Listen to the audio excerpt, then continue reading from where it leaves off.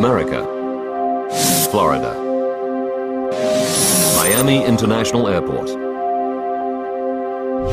May 11th, 1996. 11:30 a.m. 24-year-old Jay Smith is being dropped off by his good friend Scott Plyman. Jay is on his way home to Montgomery, Alabama. Don't forget to say hi to your parents, okay? Tomorrow is Mother's Day, and his whole family are looking forward to seeing him, especially his mother Susan, who dotes on him.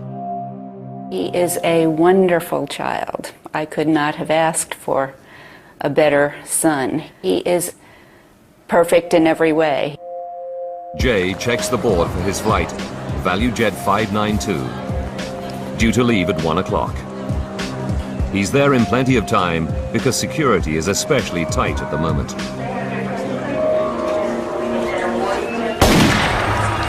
The 26th Olympic Games start soon in Atlanta, and already the FBI have arrested right-wing militants and discovered hordes of bomb-making equipment. Islamic terrorist Ramzi Youssef is also in the headlines. He's accused of trying to blow up the World Trade Center. The FBI believes that members of his gang could still be at large and ready to strike. Airliners are thought to be a prime target. Booked on the same flight as Jay Smith are Sue and Ron Carpenter. They got married just 3 days ago on a cruise ship in the Caribbean. Sue's brother, Mike, is delighted for them. She was never happier in her life, and I don't think Ron was either. They had common interest, enjoyed being together. They were such a good match. Also traveling to Atlanta, there are several children. Among them, Andrew Leonard, his brother Jeremy, and sister Tabitha. She turns 13 a week today. Final call for ValueJet Flight 592. In total, 105 passengers are about to board the aircraft. It's a Douglas DC-932, a twin-engine jet with a distinctive T-tail stabilizer at the rear. The DC-9 has been in service for over 3 decades and was once a mainstay of American domestic aviation. But its history is not without incident. Since 1966, 77 DC-9s have been lost, with more than 1,800 fatalities. Now 27 years old, this particular plane has clocked up over 68,000 hours in the air and is currently owned by the budget airline ValueJet. 1:25 p.m. Flight attendant Mandy Summers welcomes the passengers aboard. Her bubbly personality has earned her the nickname Mrs. ValueJet. She's only had the job for a few months, but she's hoping for promotion soon. She just knew it wasn't really where she wanted to be in her life. I guess she envisioned it as something more than it really was when she actually started.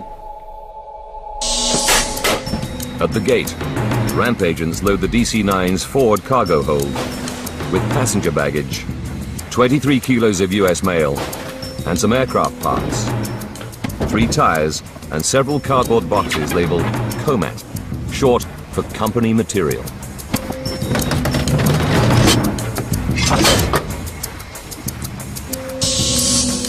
In the cockpit this afternoon is Captain Candlin Kubek. All right, Richard, how about a before-start checklist? She has 2,000 hours flying time on DC-9s. And within ValueJet, she's famous for her dedication to the job. She couldn't get it out of her blood. She was destined to fly and just wasn't happy any other way. Surprise! The day before, Candy celebrated her 35th birthday. Her crew threw her a surprise party on board the plane at Dallas and wanted her to go line dancing. But typically, she refused. She said they knew better, that I will never go out the night before a flight. 1:30 p.m. And the aircraft is 30 minutes behind schedule. There have been some minor mechanical problems. The jet's autopilot isn't working properly. A fuel gauge and cabin phone are out, and there's been a fault in the hydraulics backup circuit.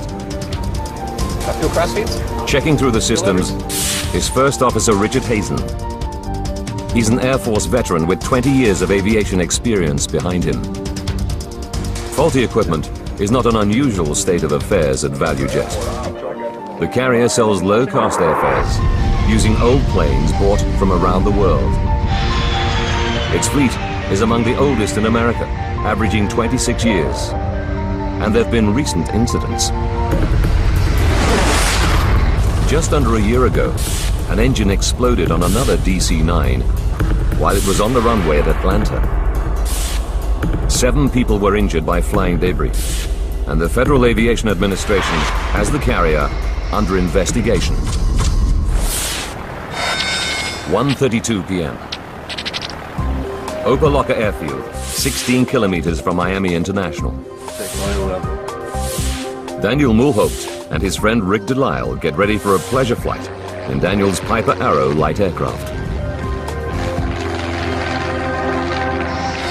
1:41. Mechanics can't fix the autopilot before the flight, so the flight crew disengage it. The other faults are not serious, and the plane is ready to go. Set pressure normal.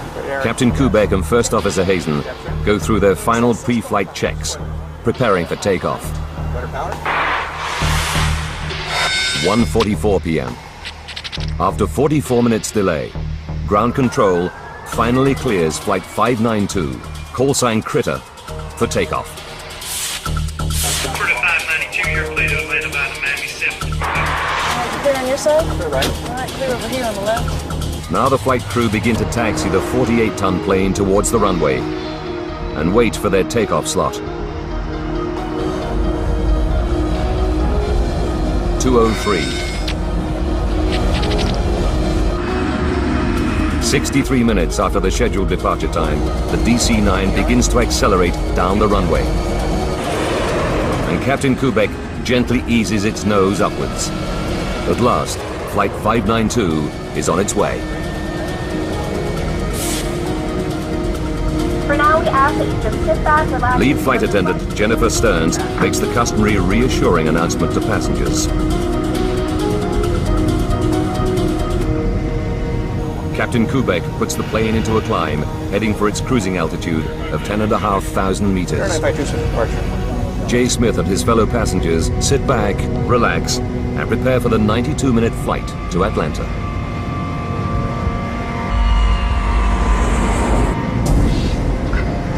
But at 2:10 p.m., just minutes after takeoff, people start to smell smoke. Flight attendant Mandy Summers attempts to reassure the passengers.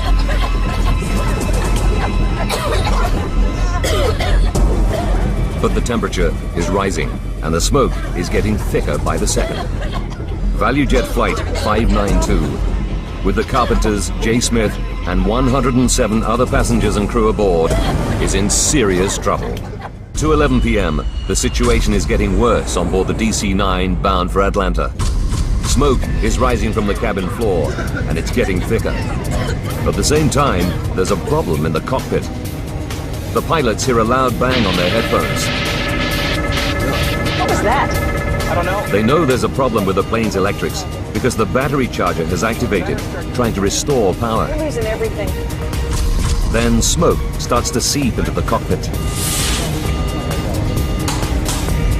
Critter 592, we need a meter return to Miami International. Turn left, heading 270. Descend and maintain 7,000. What kind of problem are you having? It's clear something is badly wrong. Cockpit, there's smoke in the cabin. 3 kilometers away, Daniel Mulhaupt is at the controls of his light aircraft. He sees a large jet making a turn. We're flying along, and around my 10 o'clock position, I saw an aircraft maneuvering along the canal. 2:11 and 30 seconds. On board the DC-9, Kubek struggles with the aircraft. It seems as if the controls are no longer responding normally. In the cabin, the temperature is rising. Flight attendant Jennifer Stearns bursts into the cockpit. She's desperate to know why the pilots have not lowered the passengers' oxygen masks. We need oxygen. We can't get oxygen back there. Jen, we can't do it. Can't do the mask. The pilots refuse. They realize they're not going to make it back to Miami and desperately ask for the nearest airport instead. We need vectors to an immediate. And Critter 592, back to your nearest runway. From his position in the light aircraft, it's obvious to Daniel Mulhaupt there's a crisis unfolding before his eyes. This guy is out of control. 2:13 p.m. On the canal below, Chris Osceola is out fishing with his uncle Sam Nelson when he sees the DC-9. Hey Sam, look at this plane. The aircraft swoops just a few hundred meters over the two fishermen. I don't see flames, I don't see smoke, the landing gear's up. He's doing some odd maneuvers out here. 2:13 and 34 seconds. On board the stricken plane, the passengers and crew have passed out.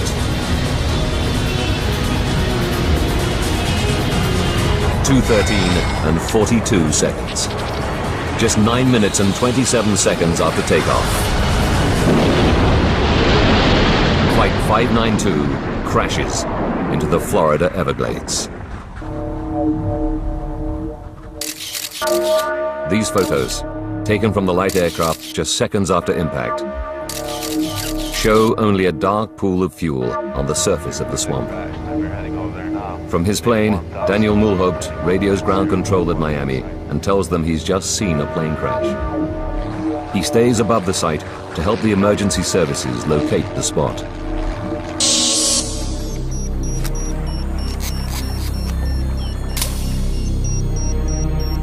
Fisherman Chris Osceola also takes a photo.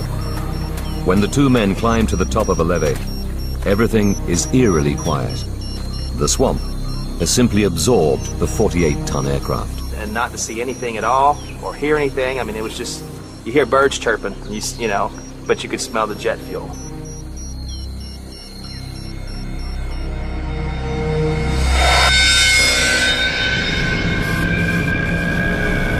The crash site is 270 meters away from the nearest levee and 14 kilometers from the nearest road. Rescuers can only reach it by airboat and helicopter. They're confronted by a horrifying scene.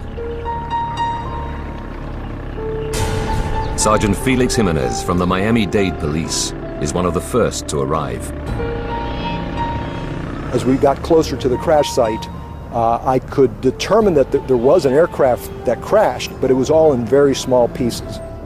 Good evening. Well, if you've been with us through the afternoon, you know that there has been a terrible air crash just northwest of Miami International Airport. A ValueJet DC-9 with 109 passengers and crew bound for Atlanta went down in the Everglades at mid-afternoon. As the networks get hold of the story, searchers continue to look for survivors until the light fails. It's a hopeless task. We have not so far been able to find any victims, any survivors, any bodies. Within hours, the dreadful news begins to reach the relatives. Susan Smith discovers the terrible truth about her beloved son in a phone call. There was horrible screaming, and I realized that it was my daughter. She told me that a plane had gone down coming from Miami. And at the moment she told me that, in my heart I knew that it was the plane that Jay was on. Jay Smith, on his way home for Mother's Day, has had his life cut short before it could really begin. At her home near Atlanta, Georgia, Captain Kubek's mother, Marilyn, also gets the dreadful call. I really threw myself on the floor and beat the floor in despair. This just can't be true. I'm having a dream, a nightmare. This is not real. Just one of the children to die, Tabitha Leonard is killed just a week before her 13th birthday. With despair come demands for an explanation. Why did Flight 592 plummet from the sky just minutes after takeoff? Why were two such experienced pilots unable to save the plane?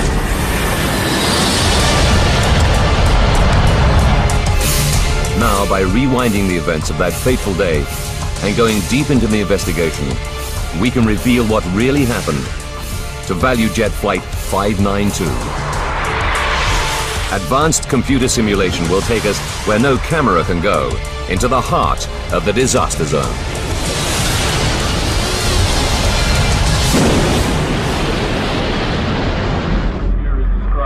1,500 kilometers to the north, in Washington, D.C., National Transportation Safety Board expert Greg Feith watches the news from Miami. He's led 2 major investigations for the Safety Board before, but he already knows this one will be a uniquely difficult challenge.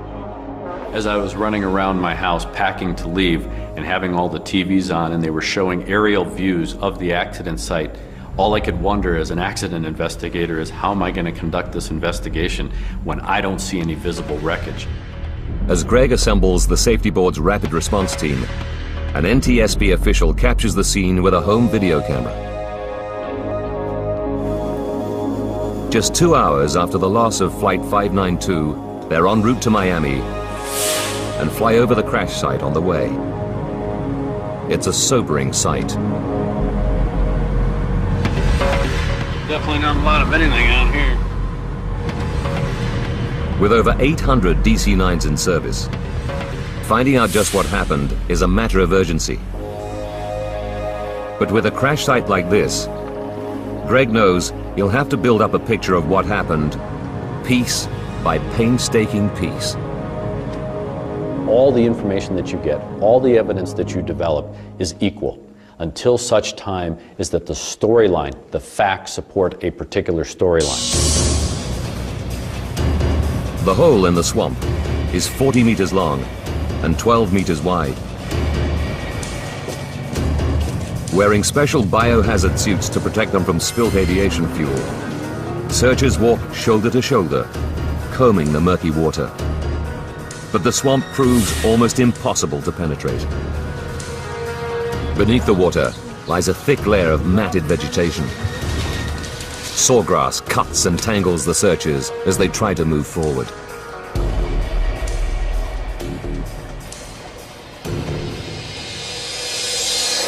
What is your full name, please? Jesse Lowell Fisher. And your occupation? As the search for clues gets underway, Safety Board experts make it a priority to interview the last person who spoke to Flight 592. What is your date of birth, please? Air Traffic Controller Jesse Fisher. Climb and maintain 7,000. They discover that the crew had reported smoke on board minutes before the crash. Smoke suggests one thing loud and clear: a fire somewhere on the plane. So the focus now becomes what's the origin of the fire that would create enough smoke for the crew to not only notice it, but have to report it. One answer could lie in ValueJet's all-too recent history. Could this be a repeat of the 1995 incident? Could some kind of engine failure have led, even indirectly, to the loss of a second aircraft within a year? It's a frightening prospect. ValueJet alone have 47 other DC-9s in their fleet. Could they all have faulty engines? Perhaps thousands more passengers are at risk. Conditions at the site where ValueJet 592 crashed are hazardous. There's a constant threat from alligators, attracted by the search activity, the wreck, and its contents. Armed guards are deployed to keep the predators away. To make matters worse, the airboats and search teams are stirring up the silt layer, reducing visibility below the water from just a few centimeters to 0. Then, in an attempt to see through the murky water, the team brings in ground-penetrating radar. They make a depressing discovery. Below the water level is a thick layer of mud, and below that, 2 meters down, is solid limestone. The plane has smashed into thousands of pieces as it hit the rock below.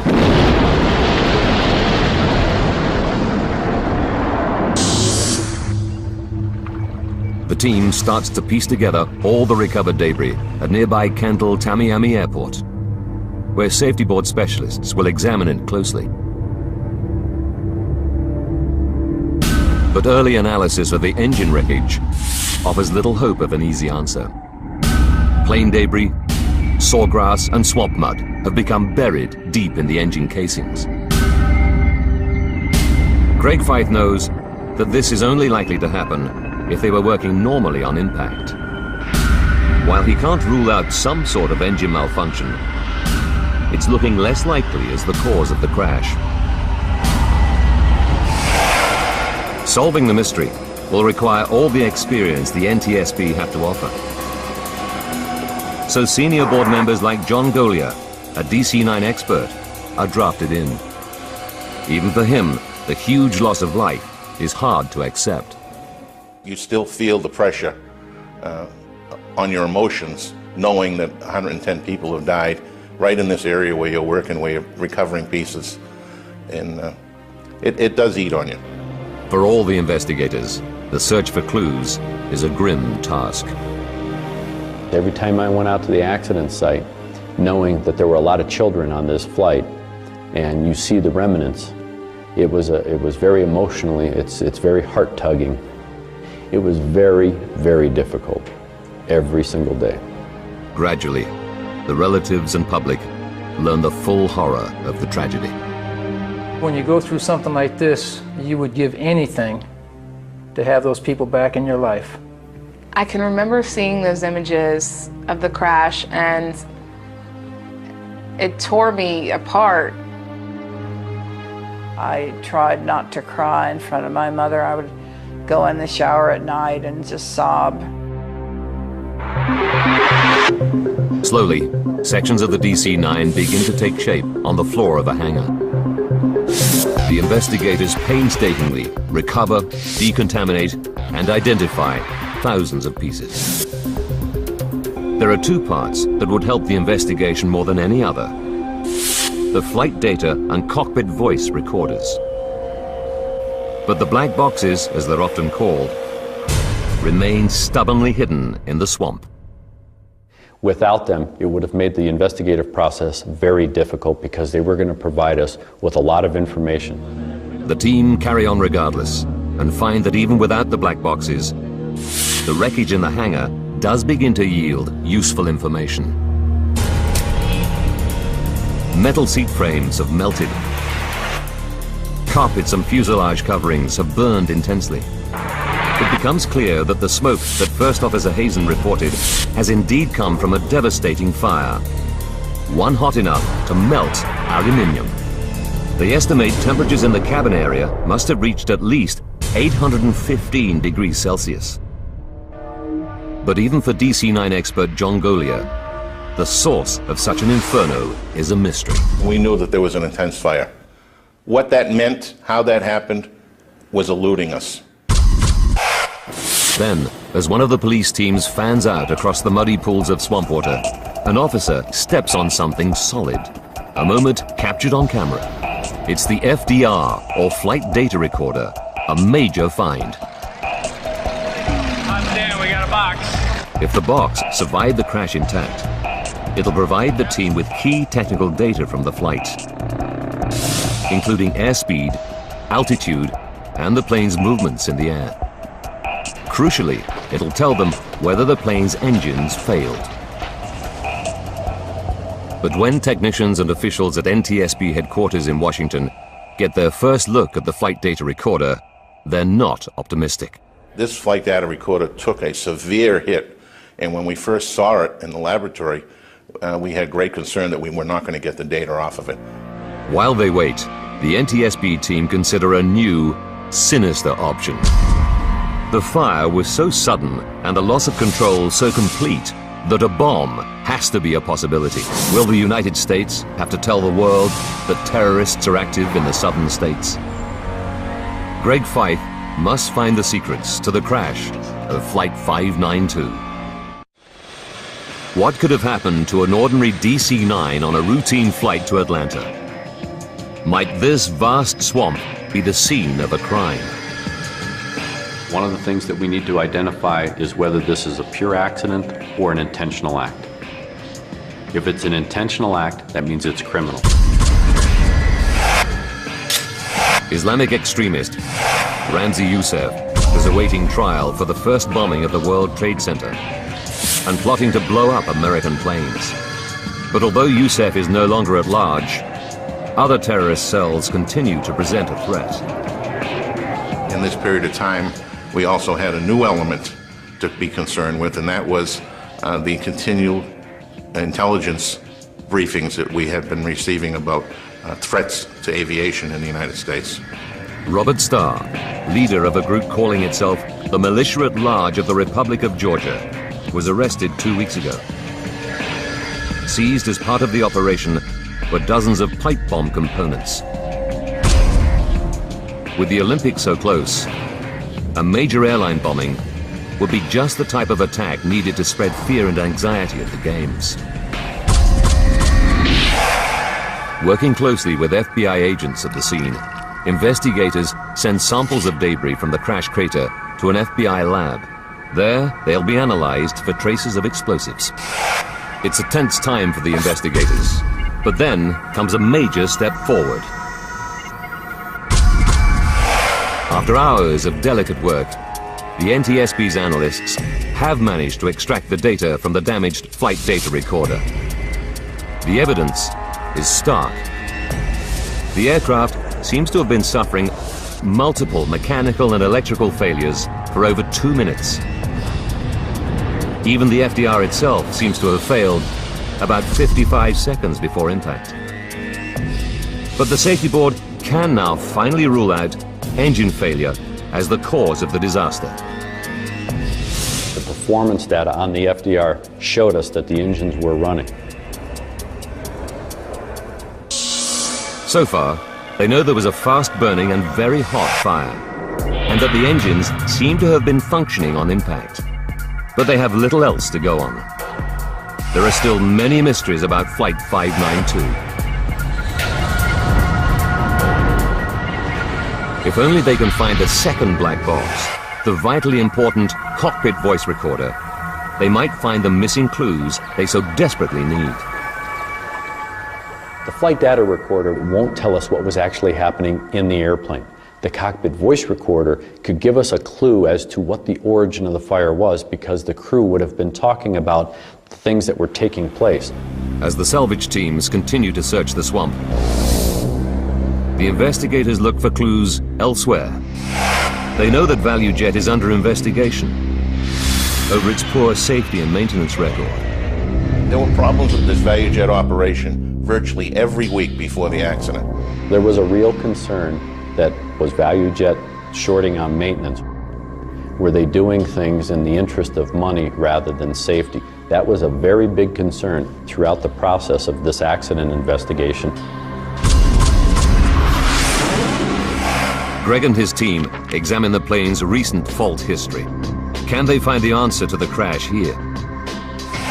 Sure enough, they discover the DC-9 did have several problems prior to takeoff, and that the plane had been delayed as a result.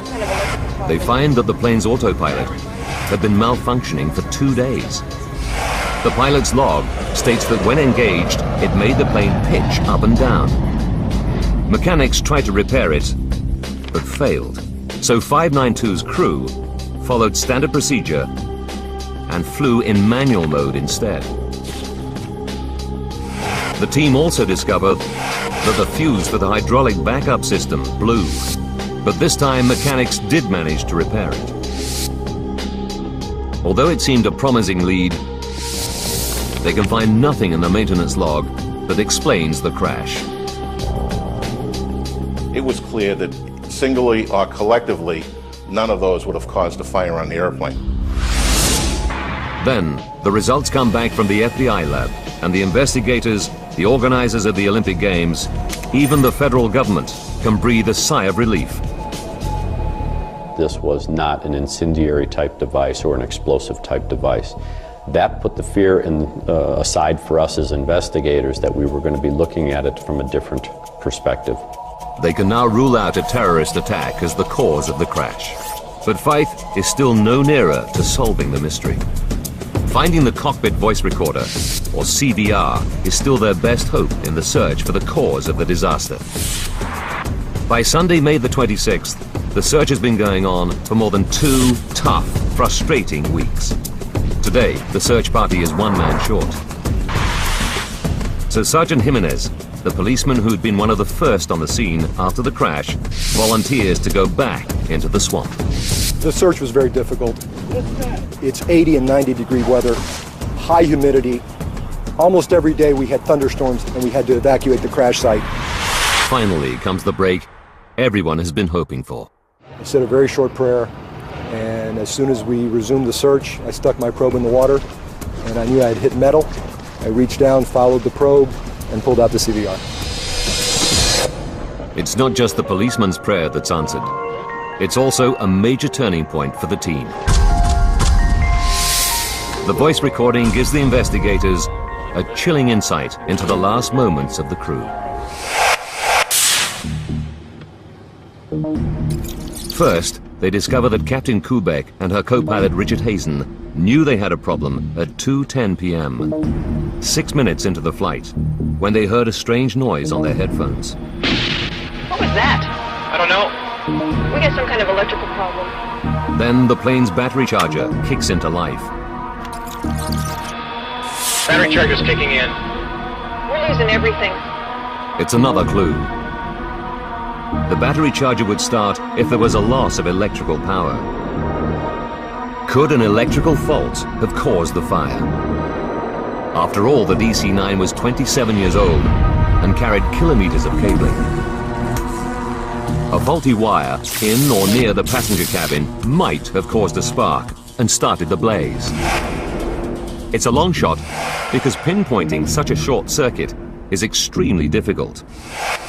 But spurred on by the cockpit conversations and the FDR record, Greg tells the investigators to probe the remains of the wiring and the circuit breakers. Much of the wiring has been badly damaged or completely destroyed. The rest is in bits on the hangar floor. But for the team, there could still be clues to be had. Because it's broken in 10 places, that doesn't mean it's not going to tell you a story. Every one of those pieces, when you decide to look at them, has a story to tell. But try as they might, they can't find any evidence for a short circuit.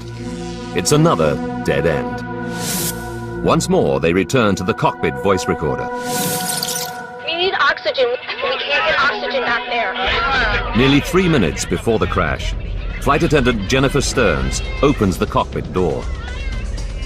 It's clear that the passengers in the cabin are the first to be overcome by smoke. To Fife, this places the fire somewhere behind the pilots. The investigators at Kendall Tamiami concentrate on the area around the jet's passenger cabin. What they discover is shocking. The fire was so intense here that the floor has literally melted away. Could something beneath the passengers' feet, possibly in the forward cargo hold, have started the fire? It's an unlikely scenario. This compartment is officially known as a Class D hold. Completely airtight, it also has a fireproof lining. Any blaze here should quickly burn itself out through lack of oxygen. But Fife decides to check it out anyhow. We had to go back to the manifest. We had to see what was in that forward cargo hold. The safety board studies the paperwork to see if the forward hold contained anything suspicious. It indicates that in the hold were 28 kilos of mail and some passenger baggage. But with a bomb or incendiary device already ruled out, investigators move on. The manifest also shows 2 consignments of aircraft parts in the compartment. Instantly, they see something suspicious. 3 tires from another DC-9. For transportation, tires should be filled with nitrogen and underinflated or they can burst. An oversight here could possibly be the cause of the disaster. But the records show that the ground crew followed correct procedure. Another promising lead has gone nowhere.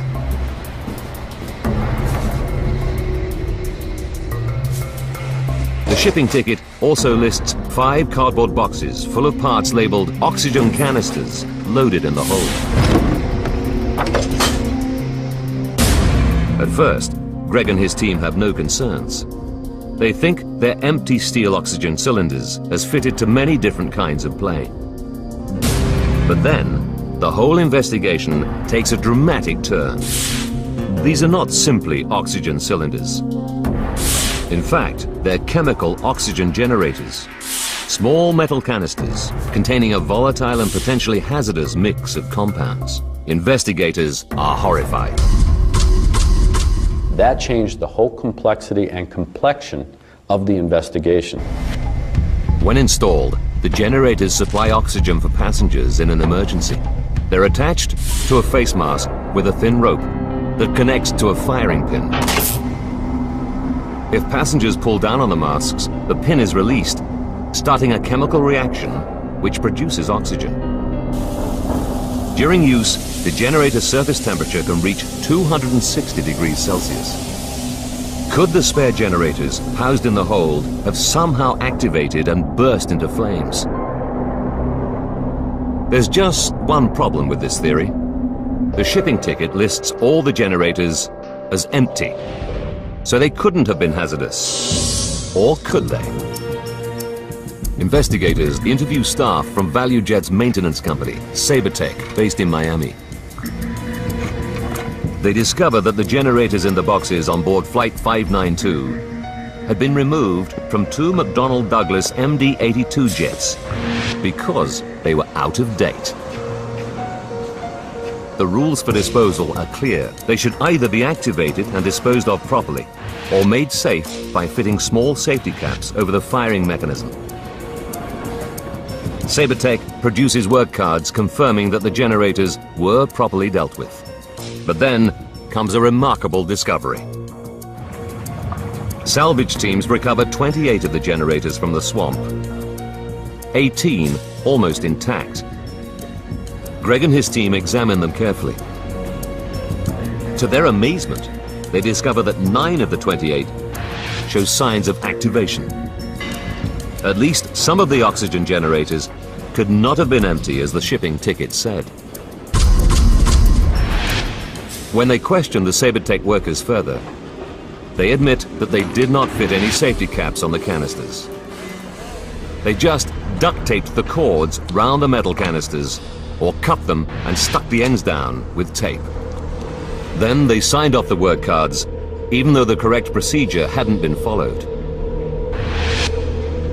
Finally, a stock clerk packed them loosely under a layer of bubble wrap. I couldn't understand how the process could break down so substantially, and the carelessness that originated on the shop floor could escalate to getting these oxygen generators on the airplane. But so far, it's only a theory. Greg and the team don't know for sure whether an activated generator could produce enough heat to start a fire.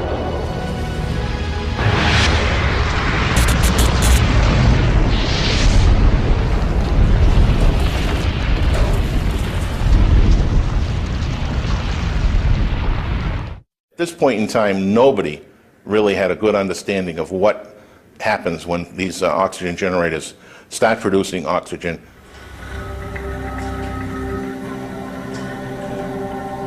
The NTSB embark on a critical experiment. They construct a replica hold at the Federal Aviation Authority's fire test facility near Atlantic City. Technicians place 28 generators in a box and cover them in bubble wrap. They pull a wire connected to the pin of one generator and retreat. They have high hopes, but the generator heat produces just a small fire and a little smoke. None of the other generators activates, and the box doesn't catch a light. Greg's theory doesn't seem to be standing up. That first test was discouraging. You tend to start to question, are we really going down the right road? With the public, the airline industry, and friends and families of 110 people pressing for answers, the NTSB are facing a crisis. The mystery of what downed ValueJet 592 is proving a tough nut to crack. Early results from the fire test facility suggest that the chemical oxygen generators simply don't create enough heat to start a fire. Greg and the team have to try again. They have no alternative. They repeat the test, but this time they copy the conditions in the hold more accurately. They use more generators, baggage, and an airplane tire. This time, the fire takes hold in just a few minutes. After 10 minutes, the roof of the test hold is at 1,100 degrees Celsius. A minute later, it's climbed another 430 degrees. 30 seconds more, and the temperature is too high to be measured accurately by the lab equipment. Then, after 16 minutes, comes a noise that provides the last clue. The tire in the recreation of the hold has burst. The oxygen generators did have the capacity to start and sustain a fire. You have 144 little blowtorches in essence, and the intensity of the heat escalated from what we found in post-accident testing to over 3,000 degrees. Investigators now know the critical chain of events that led to the crash of Flight 592. They know why a fire started on board the plane, what fueled it, and why the pilots lost control of the aircraft, leaving everyone on board seconds from disaster.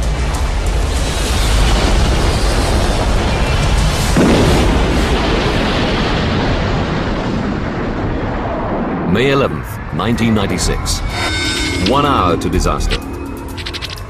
A Sabertech driver pulls up at gate G2 at Miami International Airport with ValueJet cargo for Flight 592. Inside the boxes are 144 out-of-date oxygen generators, loosely packed. A ramp agent places them around a large airplane tire. The pilots are unaware that they have a dangerous load on board. 30 minutes to go. As the plane taxis to the runway, the loose packing and unsecured cargo jolts one of the generators into action. It begins to heat up. 11 minutes to disaster. The plane taxis to its takeoff position. In the hold, the surface of the metal generator gets hotter and hotter. Soon, the heat ignites the cardboard box and bubble wrap, and the blaze begins. 10 minutes to disaster. Flight 592 takes off from Miami Airport. Even though the hold is airtight, the fire is now blazing fiercely, sustained by the oxygen produced by the generators. 3.5 minutes to go. The sound heard by the crew is one of the tires in the hold bursting, just as it did in the lab test. The battery charge is kicking in. We're losing everything. The battery charger can't help the stricken jet, as the fire is consuming everything in its path, including the control cables that run to the rear of the plane. Captain Kubek begins to lose control of the aircraft. Temperatures in the hold have now reached more than 1,650 degrees Celsius. In the cabin, passengers are becoming desperate as they choke on the toxic fumes. We need oxygen. We can't get oxygen out there. Flight attendant Jennifer Stearns rushes into the cockpit, but the pilots refuse to drop the masks, knowing that oxygen would only make the fire worse. 1 minute from disaster. The cabin floor burns and begins to give way. 7 seconds to disaster. Now no one is in control of the plane. The crew are probably unconscious, overcome by toxic fumes given off by the aircraft's interior fittings. Seconds later, Flight 592 nosedives into the Florida Everglades at 800 kilometers an hour.